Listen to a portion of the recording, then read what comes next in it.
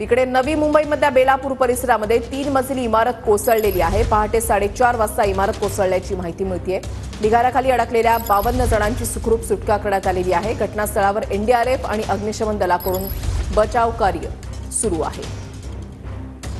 नवी मुंबईमधल्या बेलापूरमधली ही दृश्य आपण पाहताय। 3 मजली इमारत जी आहे ती पहाटे 4:30च्या दरम्यान कोसळली आणि या ढिगाऱ्याखाली अडकलेल्यांना आता बाहेर काढण्यात आलेली आहे। ही 3 मजली इमारत जी आहे ती कोसळली आहे। सध्या त्या ठिकाणी काय परिस्थिती आहे त्याचा आढावा घेतलेला आमच्या प्रतिनिधींनी पाहूया।